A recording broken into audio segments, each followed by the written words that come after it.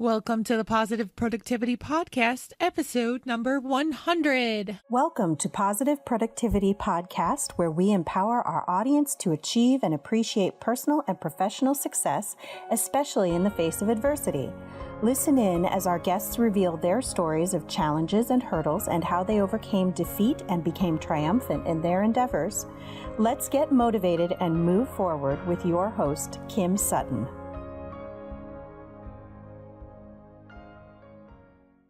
Welcome back to another episode of Positive Productivity. This is your host, Kim Sutton, and today I am thrilled to have Maria Felipe, the author of Live Your Happy, with us. Maria, welcome to Positive Productivity Podcast, and thank you so much for being here. Kim, I am thrilled and very happy to join with you. I love your energy, and it's just great to come into collaboration for the higher good and to have fun. To have fun in the healing. Oh, definitely. Listeners, I feel bad for you sometimes because you don't get to hear the awesome pre-chat chats because they really are fabulous, including with Maria. I mean, just talking about everything, including the cats, which listeners, you've heard about them before, and just other random stuff, yeah? Maria, I would love for you to share some of your story, your backstory with listeners, and how you came to write Live Your Happy. Well, it's actually a funny and inspiring story because I had no intention of writing a book. I actually struggle with dyslexia and have never felt smart enough. I feel like I'm street smart. I always identify myself with more street smart, but not so intellectual. And I feel that you needed to be intellectual to write a book or have great grammar. And I had all these things in my mind of what an author and a writer looked like. So when I would have speaking engagements, I had a lot of people that would ask me for books. So what I did was that I did a motivational, inspirational CD based on my talks, of which I sold at events so that people would stop asking me for a book. So that's like how much I didn't want to write a book. So what happened was that I was having a glass of Pinot Noir at home, and I was on Facebook, and I wrote on Facebook an excerpt from my book from a post that I put that I felt sounded it could be in a book, but I was just playing. But I said, oh my God, this sounds so good, it could be in a book. And quite honestly, I didn't even know what an excerpt was. I just had heard that that's like a little part of a book, and I just put excerpt from my book just for fun, not even knowing what I was getting into at all. And the next day, Patrick Miller from Fearless Books, and he actually was the one that originally published The Disappearance of the Universe by Gary Renard,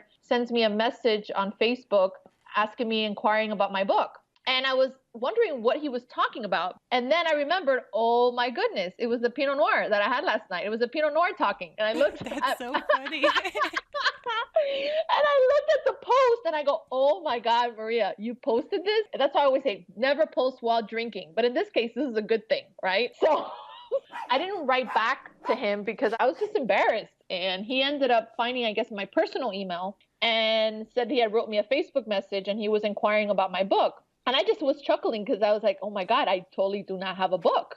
And this guy's asking me about a book. So what I did was I got in a conversation on the email and I said, Patrick, I appreciate you reaching out to me about a book, but the truth is it was the Pinot Noir talking. And I was having fun and I posted that on Facebook. I don't have a book. He says, oh, really? He says, well, I'm intrigued. Let's talk about this. And then we got on the phone together and we talked for an hour. And then I really didn't want to write a book after that conversation. It just seemed like very tedious and hard, and until he finally convinced me. He said that I did have a message. He went on my YouTube and he said that I speak about happiness, which I didn't even know I talked about. I mean, I just share, but I didn't know that specifically was my niche, was speaking about happiness. And he says, you speak about happiness. You have this message.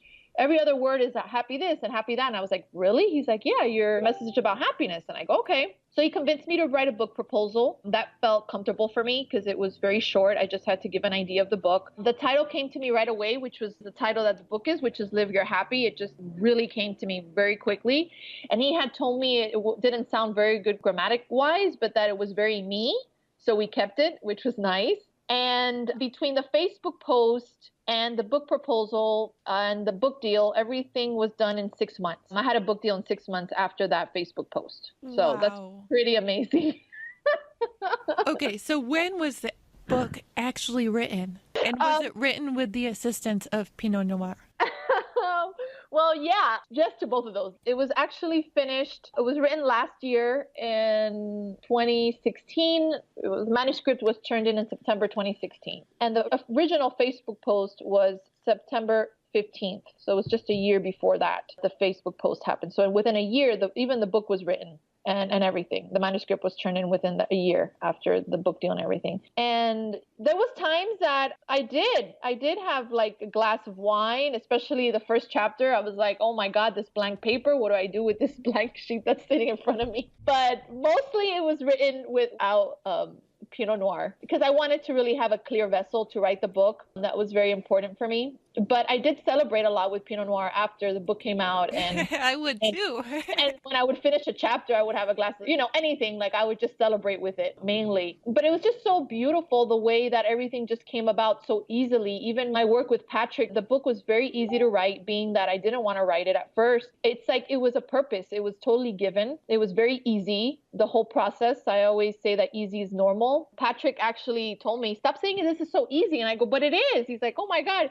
And I guess it was easy for me because I never identified myself with my source as being a writer. I never made that define me. I actually really didn't care, or it didn't really matter. So I think that helped me to just really have fun with it because I never made like that writer title define me. It was more of, okay, I'm going to write a book and this is going to be fun, of which made it just so much easier coming from that space. How did you write it, seeing as you do have dyslexia? I mean, did you type it? Did you speak it? Was it pen and paper? What was your technique? How did you do it? How I did it was I looked at the whole book from beginning to end. It was very overwhelming. Like I'm writing a book. It was originally 7 chapters and it ended up being 9 chapters. But if I would look at the whole book, it would get very overwhelming. I'll be like, oh my God, I have to write this whole book. So what I did is that I looked at where I was right now, like in the moment, like what's in my hands right now. Okay, chapter 1. And I went back to the book proposal, which actually had the outline of chapter 1. So I stayed within that outline of chapter 1, and I would just writing of what I had already written before of what the chapter would look like. I already had the chapter title as well as the content of what would be included in that chapter in bullet points that I needed to give to the publisher anyways to get the book deal. So I just was present with chapter 1 and what that looked like for me. And I would just stick with the topic. I think the first chapter is you're not sinful and you're not going to hell or something like that. So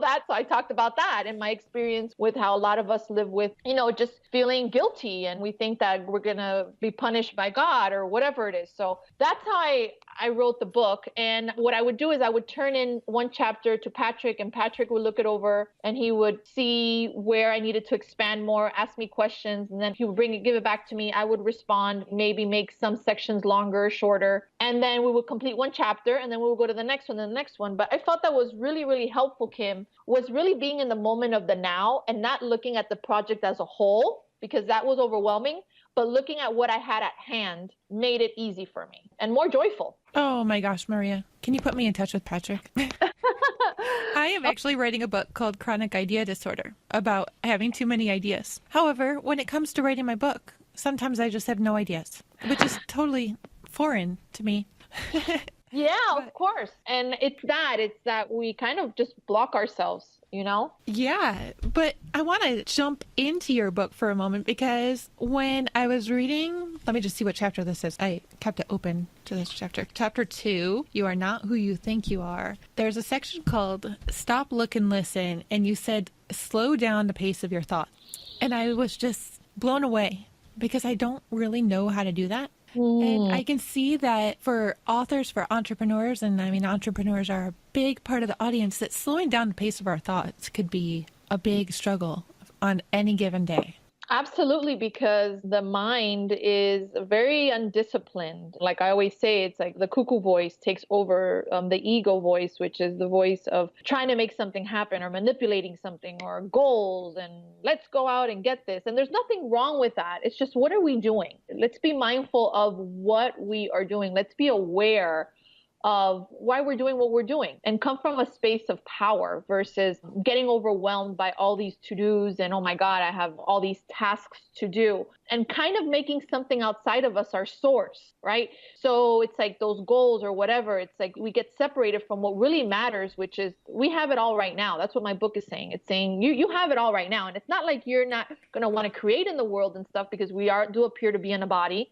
And we do appear to want to have things in form. But the most important thing is to really get clear that there isn't anything that's missing from you. It's very important. And when we go back to the voice of what you're saying, like to slow down, it's just very helpful when you're in business or an entrepreneur or anything, because you want to be centered. You want to be in a space of truth, and that comes from your thoughts. So if you're thinking of all these hundreds of things you have to do the whole day and you just like stop yourself, the whole experience of whatever you're doing in the tasks of that entrepreneurship or whatever it is, it's going to be happier because you're going to be coming from your true self, which I talk about in the book, your true self with a capital S, which is your true essence in love. And you come from that space in everything you do in your life. And you must stop yourself because the ego would have its way with you and make you think that that task is important or that goal is important or it's more important than anything. And looking for your source and happiness outside of you. And eventually you're going to suffer a lot because you're not going to experience happiness that is eternal happiness. You're going to experience flighting happiness of where, oh, you're going to feel happy for 1 second when you got that job or that deal, or you made that deal or you got that client. But then you're going to want another client. Then you're going to want another deal because the ego mind is never happy. You see, it's elusive. It's a trick. So it's very important to be mindful and discern of where you're coming from in your mind. That's why it's important to stop. The image that kept on going through my head whenever you were talking about the cuckoo voice was just being able to shut that cuckoo bird back into the clock. Yes. Tell it to leave me the heck alone. Yeah. Because the cuckoo voice, it's very anxious. It's like, oh my God, I got to do this now, or I have all these things to do, or I need to do this, or I need to do that. And it's very tiring in a lot of ways. You know, it's not constructive. It's not helpful in whatever you're doing. If you're an entrepreneur or you're whatever you're doing, because in reality, you don't need to do anything. That is the truth. We don't need to do anything. Even the word need is very heavy. And I talk about this in my book because if you need to do something, it means that you are forced to do it. It means it's not even coming from you. It means that you're not even responsible for it because it seems like you need to do it, right? You need to pay a bill or you need to do this to-do list, right? When you come from a space of I choose to, or I want to, or I'm inspired to, it's different. When I get up in the morning, I don't need to get up and brush my teeth. I do it because it's something that, is helpful. So I brush my teeth and I'm very present to that moment. Instead of thinking about what I'm going to do later on my to-do, I'm present to brushing my teeth. Oh, wow, look how amazing. Look how I brush my teeth. This is amazing. I'm so good at this. And it brings you back to presence. I think that whenever you're in business or whatever you're doing in your life, it's really important to be present in the moment and enjoy the experience you're having. Like if you're eating an apple, you eat that apple. And then everything just falls into place. But I feel that we get too much into the future, into creating, into manifesting and all this. And I'm not saying it's bad or good. I'm just saying just watch what you're doing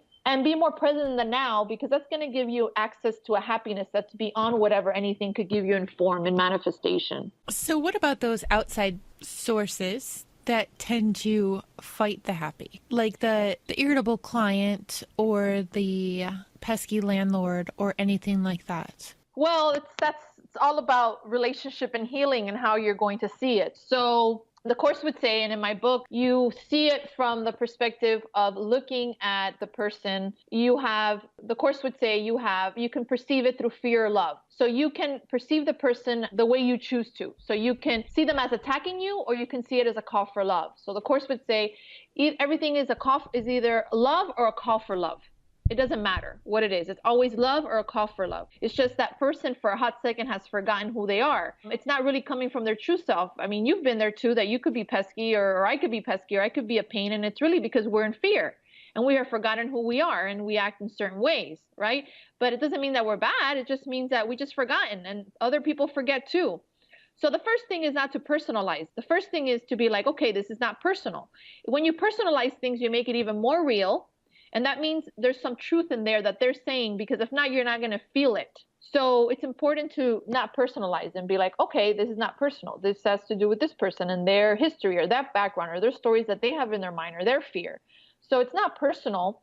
You ask spirit or whatever intuition or word resonates with you, love, light, whatever feels good. You invite that in so that you can see this person and perceive them in high regard. You can perceive them what I call Christ vision. You could call it love vision. You could call it the funk phenomenon vision, whatever resonates with you. What was that? The funk phenomenon? That was awesome. You can call it the funk phenomenon vision, whatever feels good to you. So you can see that person in truth. Because what happens is that in truth, you're really seeing yourself, because we're just mirrors. So anytime you're judging, you're always just really judging yourself, because the perception of the person is really the perception of yourself. So and I know this is very metaphysical and advanced and everything, but It's very just helpful to live a life that is more discerning of how you are perceiving stuff through fear or love. And you can have that lens of how you can see it. And the less real you make it, the happier you will be. There's a big quote in the Course that says, only love is real, all else is an illusion. And that is very true in the sense of if you're really living that, then whatever the landlord says is not going to bother you because it's not going to be a big deal. I talk about in my book about big deals. Big deals are when the rent is due or when the IRS is after you or immigration problems. Like all those are big deals of the world. But those big deals don't have a hook on you unless you let them hook you, because you have control and power over your mind. And you could certainly not make it real or give away your power to it. It's simply something that's going on. And you can work it out with love and with the Holy Spirit voice or the voice of light or love, whatever word resonates with you. And you work it out and trust. And you might write an email and you might ask for certain help with something, but it comes from a space of not expectation and just really trusting that everything's going to be all right and everything works out for the higher good always. And have fun through the process of creating that miracle for yourself. Wow. I also loved how you talk about how your happy comes from within, because I see in the communities that I'm in so many people thinking that they're going to be happy when ... And this was actually a big transition for me. Coming from bad relationships and challenges in the past to where I am now. I'm realizing that having extra money is not going to make the difference. It's going to take some of the stress off, but it's not going to create happy because it's already here. So I love that you brought that up. Thank you for bringing that up, Kim. That really touches and moves me because it's a very important topic. That's why when I saw on the calendar that I had this talk with you about productivity, I knew that this was going to be helpful for us both. I felt that. I said, this is going to be a beautiful topic, especially this part that we're going to talk about now. What happens is I was there. I lived that. My book comes from a space of living it at a max capacity without compromise of where I've gotten to in my life. And the peace that I feel in my career, my workspace, and my relationships is because for a long time, my career defined me. I was an actress and TV host, and I was very successful at it and made good income at it. And it really defined me. And it was never enough. I felt that it was never enough. It wasn't enough bookings. It wasn't enough money. It wasn't my relationships. It was never enough. Whatever the guy would do, it wasn't enough. I always needed to be shown more and more that I was loved. And everything outside of me is what defined me and made me happy. And what I came to realize when I began studying the course years ago, and when I began to really apply it in 2012 at full capacity, as I said, without compromise, I began to understand that happiness that comes from the world was very flighty. It was very shady. It was very limited. It's like one day I would feel happy and then the next day I would feel sad. It wasn't consistent happiness. And it was because in truth, there isn't anything outside of us that could fill us. Nothing outside of us is our source. Our source is within us. It's within our minds. It's within our hearts. It's within, if you want to say God or love, whatever that is, that source you're connected to is where your source is. And what happens is that when we look for our happiness outside and having more money, Kim, or our happiness in our partner or in our children or whatever, it's very disempowering because it can never be found there. I've realized it adds, and you could be grateful and you could be enjoy about it, but always recognizing that it's something like you just said, you already are, it's within you. And the more that you recognize that it's within you and that there's nothing outside of you that could give it to you, you are free. And that takes something. It takes letting go of old concepts. It takes letting go, believing that what's out there is going to fill you and complete you because you're already complete. If it was true that if you had money and you had fame would give you happiness, then why are most people, I mean, I live in Los Angeles, in Hollywood, taking drugs and committing suicide? If this was true. If it's true that your happiness comes from fame or money or whatever, then why are most people, from what I see, usually unhappy, even though they have things in material form? It's because it's not there. And it could never be there because you already have it. It's yours, right? So everything else in form, the money or success or whatever, it's just like an added kind of bonus. It's an experience that you have. But I noticed that when I let go of this hook of like my happiness comes from outside, my days were happy. I remember that one day I would be so happy and the next day I would be crying. It was very interesting. I would have like these depression bouts before. And now that I've recognized where my source is, I have very few days that I'm sad. And when I am sad, I'm very surprised. I'm like, oh my God, I feel sadness today. I haven't felt like this in a long time. And that shows me the progress. That shows me that I've been making progress, evolving and waking up. I think it's very important, Kim, for people. It's not that you're not going to have aspirations or have goals or whatnot. But what I am saying is, for me, in my experience, me recognizing that there isn't anything outside of me that could fill me, that I'm already complete, was very, very helpful. And there's a section in my book that I talk about abundance and what is true abundance. And a lot of people think that abundance is in form. And in my book, the concept of abundance is that you recognize who you are in truth is what abundance is. And who you are in truth is love. Who you are in truth is you have it all now. Who you are in truth is that there's nothing that's missing. It's you created in your mind that something's missing outside of you, that you can be complete, but you're already complete. Wow. That was very concise of me, but I don't know how to follow that up very well. I just had to share, though. And I cannot deny that someday I do want a more current big vehicle to drive my family around in. However, right now I am driving a 1996. Yes, we are recording this in 2017. So 21-year-old conversion van. Not the prettiest thing, not the fastest thing. However, I love when people speed up behind me to get on the highway. And I take a little bit of time, it's just what happens. And they get angry and they drive by and they flick me off. But I will just give them the I love you sign language sign and smile back. And the look of astonishment on their face is hysterical. Like, I just laugh. Like, I'm not laughing at them, but it's like, cool your jets. Slow down. Be happy. You can go 55 for a minute instead of 65. Yeah, and it's beautiful because that's being of service, because you're holding space for truth. You're holding space, and that actually right there, you're not making it real. It's not like you're being reactive. Like the ego will be reactive. Like, what the heck? Who does this guy think he is? And react. But instead, you're going back to spirit, which is actually the spirit voice, Holy Spirit voice, and being like, hey, you know what? You're very gentle and you're being loving in that space. That's what the book is about. It's about discerning of when you're in love and when you're in fear, and to bring you back more to the love, bring you back more to alignment of truth. Could you share more about your introduction to A Course in Miracles? I started the Course in Miracles. I first heard about it when I read Marianne Williamson's book, Return to Love, back in 1995.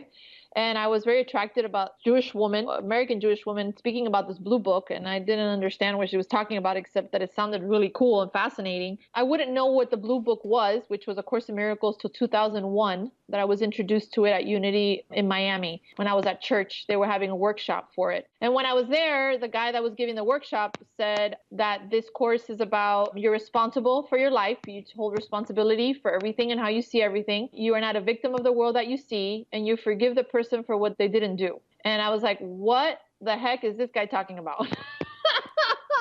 What is that? I was like in shock. I didn't even understand anything. I was like, that's weird. What do you mean? I didn't understand a word, but at the same time, I knew it was my path. So from then on, I started studying the Course in Miracles in 2001 till this day. And I have to say that I was a Course in Miracles junkie, and I didn't practice any of it. I would go to groups once a week. That's why this book is born as well. And I would be feeling good for a hot second, and then I would feel bad because I wasn't practicing its principles. There was something to be said about being in alignment. And I would go to the group, and it was fun, and I am love, and kumbaya, and I am light, and the truth is this, and the truth is that. And then I was proclaiming that I am love, but in my life, I would look for love outside of myself. I would look for love in a relationship. I would look for love in a man. Like, men were my God, my everything, and lose myself in relationship.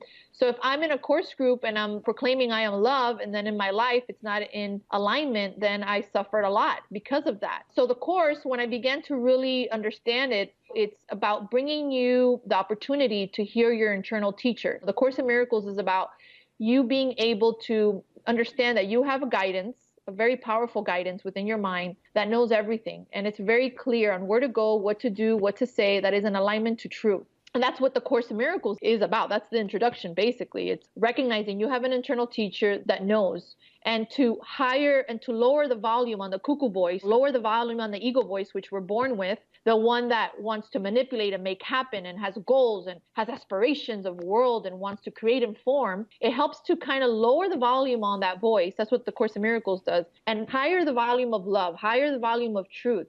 And it's not that you're not going to experience external success. That might happen. But regardless if it's going to happen or not, you're going to be at peace because your source doesn't come from outside of you. And that's what the Course in Miracles teaches us. That's why it's so radical and so powerful. Do you think that peace in that success looks a lot different when you do know where that love comes from? I know what your answer is, but I just have to put it out there anyway. It looks different because you would have the success and you will have peace because you are not defined by anything outside of you. You're not defined by your job defining you or your position doesn't define you. So you're at peace because regardless if you would ever have that position or not, you're going to be happy because it's not determined by that. You know your truth. For instance, like me, my book doesn't define me. Let's use that as an example, right? So I'm an author now, right? So me being an author doesn't define me. God defines me. I'm defined by my truth, and it has nothing to do with the book. The book is great. I'm very excited about it. It's a beautiful way to extend, but not even the book sales define me. Success doesn't define me because that's very limiting for me. How could something outside of me determine how I'm going to feel my heart, right? No, it's the other way around. I'm already happy. And the book also is great. It's in my life, but I'm very disconnected by it making a matter or it defining anything about my spirit or who Maria is in truth, because that's very limiting for me. And it doesn't mean that the book is going to be less successful or more successful. It just means that I'm going to be at peace regardless of what happens. And I'm going to have fun with you, just like I'm having so much fun with you, Kim, right now. Like, this is what really matters to me, is connecting with you right now. That is what matters. And that's what I cherish more than anything. That anything the book could give me or numbers or bestsellers or whatever. Like, that doesn't matter for me. What matters is the connection I'm having with you right now. Maria, if you could go back to yourself in 1995, what would you tell yourself then? Maria, why didn't you practice this shit earlier? Well, the thing is, in 1995, I was a hot mess. I was depressed. I was looking for all my happiness outside of me, all my love outside of me. And I didn't know. I wasn't practicing. I didn't know. I didn't have the tools. I didn't know the way my mind worked. And, that's what this book gives you. It gives you an understanding of how your mind works. We have no idea. We wake up in the morning and we're on automatic pilot, goals, and let's do this and let's do that. And we have no idea that we can totally set up our day and we can totally be guided for peace, for happiness, for excellence. That goes beyond and gives you so much more than anything could give you in form. So in 1995, I would have said to myself, Kim, I would have definitely said to myself, Maria, put this shit into practice now, so you could save yourself so many years of suffering. At the end of the day, it was exactly perfect, right? So I'm able to share my stories now. I love that. When you are not talking to awesome podcast hosts, what are you actively working on right now? I know you're promoting your book, but how can listeners interact with you? And I don't mean where can they find you online, but I'm sure there are listeners who are like, I need to speak with Maria. As time permits, especially these next few months before I go on tour, I have personal clients I work with. Actually, some of their stories are in my book. I do one-on-one spiritual counseling, but this counseling has to do with going into meditation and hiring the volume on the voice of love in your mind so that you can get your own answer. In my sessions, I don't tell people what to do or what I think they need to do. I basically help you so that you can discern and understand what is the highest and best for you. Because, what do I know, right? So the power is in you. So I help you as your cheerleader to really get clear of what your focus is and what you need to clear up in your life and barriers you need to clear up so that you can experience your happiness at a 10, which you're worthy of. I have my publicist that we're working on basically getting the book out there. But when I'm not doing that, I'm talking to my clients, which I just expressed, doing my counseling sessions. I also facilitate ministerial students at our Pathways of Light, which is where I became a minister and a reverend. It's a ministerial program based on the Course in Miracles. So I have students that I'm working with right now that are in training to become ministers and teachers of God and be Pathways of Light ministers based on the course. So I do that as well. And I'm putting together right now a book tour, which I start to travel in mid-May through July. So I'll be on tour, currently booking those dates along with my assistants. I would love to, it'd be so beautiful even to see you when I'm in Toledo, but on my website, the tour schedule's live. So if anybody is in the area are listening to the podcast and want to come to one of the events, that would be so awesome to be able to have somebody come up to me and say, hey, I heard you talking to Kim and you guys were having such a great time and here we are, it'd be so cool. So yeah, so I have personal clients I work with as well. And then I do speaking engagements right now too. So it keeps me very busy. I also speak at a Unity church here close by the house and I run their Spanish ministry as well. So I speak there too. So you and I connected earlier this week on Instagram when we were getting ready for this chat. Where else can listeners find you online?